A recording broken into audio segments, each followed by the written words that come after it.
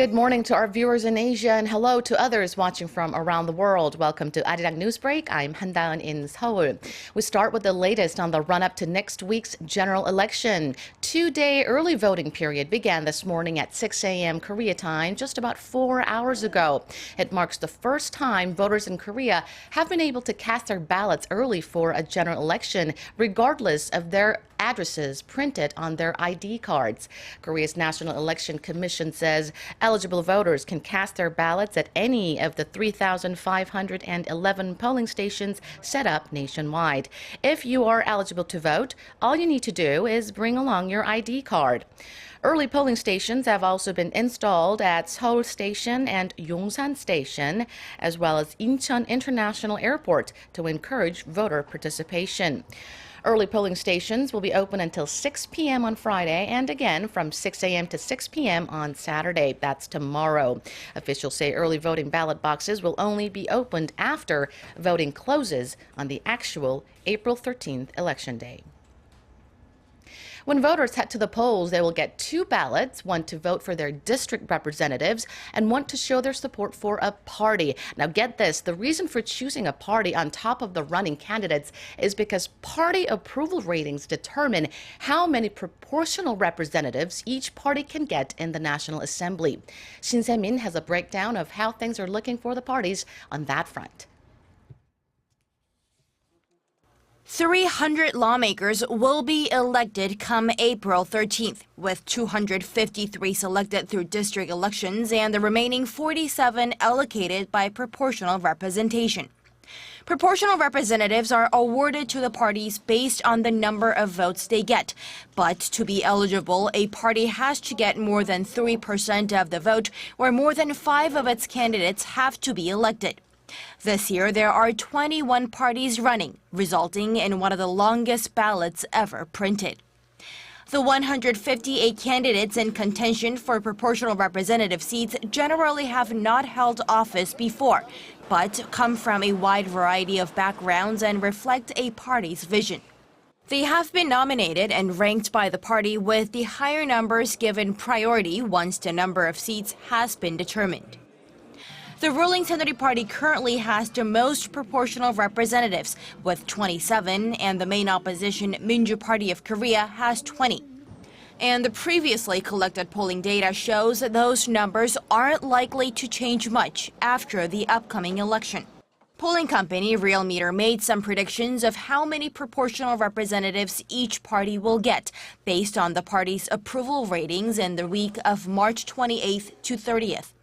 Its projections show the ruling Saenuri Party garnering 20 seats based on its approval rating of 37.7%, the Minju Party getting 14 with its 25.2% approval rating, the People's Party getting 8, and the Justice Party 5. A similar survey done by Gallup based on ratings from March 29th to 31st projects a similar outcome, with Saenuri Party taking 23 seats, the Minju Party getting 13, the People's Party 8, and the Justice Party 3. Shin Se-min, ARIRANG News. Prosecutors in Belgium have made new appeal for help in the hunt for the so-called Man in the Hat, the prime suspect seen on footage in the Brussels airport attack last month. Newly released video and still images show him walking into central Brussels while talking on the phone. It's thought the suspect attempted to blow himself up alongside two fellow suicide bombers, but fled after his bomb failed to go off. The bombings at the airport on March 22nd killed 16 people. A second bombing at a metro station an hour later killed another 16 people in a coordinated series of attacks later claimed by the Islamic State terror group. The head of the FBI claims the service's secret method for unlocking the iPhone used by one of the suspects in the San Bernardino terror attack will not work on newer models. Speaking to students in Ohio on Thursday, James Comey said the trick used to breach Apple software security only works on a narrow slice of iPhones, more specifically the suspect's iPhone 5C, suggesting the hack would not work on newer iPhones, including the 5S, 6 and 6S. After the attack in California last December, which left 14 people dead, the FBI sought legal action against Apple to force it to unlock the security features of the phone found at the scene.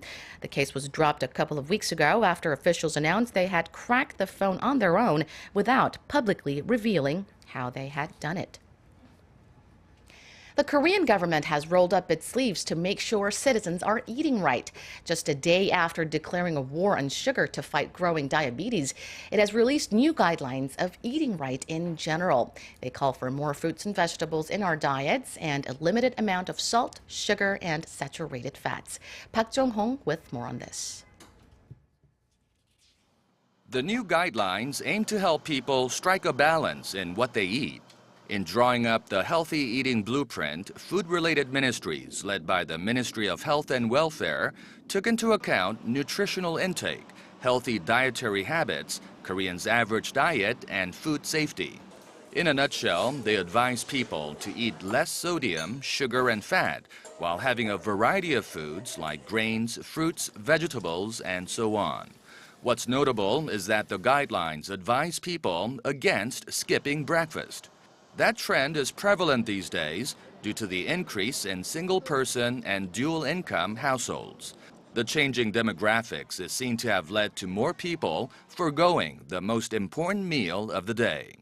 The Health Ministry said it will work with related agencies to draw up practical strategies so that having a balanced diet does not end up being easier said than done. Park Jong-hong, ARIRANG News.